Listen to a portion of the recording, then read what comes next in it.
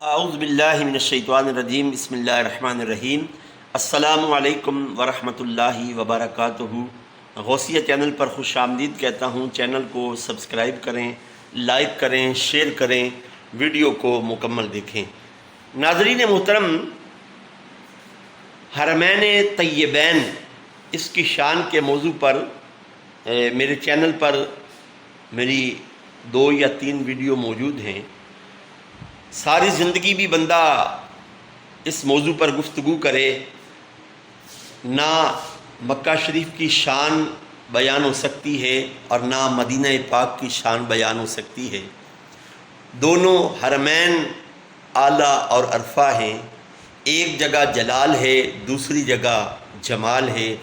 ایک جگہ اللہ رب العزت کا جلال ہے اور ایک جگہ نبی کریم علیہ السلام کا جمال ہے۔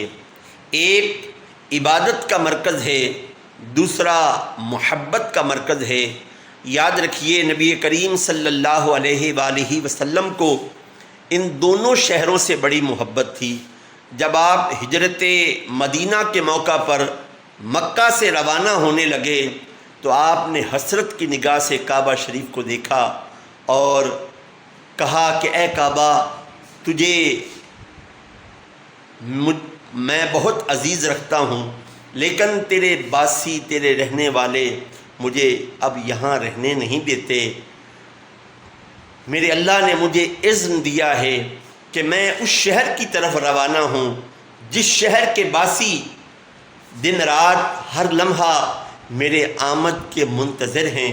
اور جب نبی کریم علیہ السلام مدینہ پاک میں رہے، اور آپ کے بارے میں آتا ہے کہ جب آپ کبھی شہر سے باہر نکلتے، واپسی پر آپ اپنی سواری کو دوڑاتے، اور جب مدینہ پاک کی حدود میں داخل ہوتے تو نبی کریم علیہ السلام اونچی اونچی سانس لیتے، مدینے کی فضاؤں اور ہواؤں کو سونگھتے۔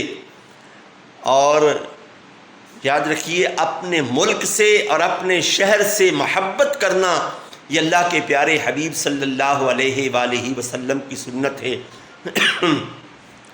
آپ بھی جب مدینہ پاک میں جایا کریں تو سرکار دو عالم علیہ السلام کی ان سانسوں کی خوشبو کو لینے کے لیے سانس لیا کریں اونچی اونچی، اس نیت کے ساتھ کہ سرکار دو عالم علیہ السلام نے ان ہواؤں اور ان فضاؤں کو سونگھا ہے۔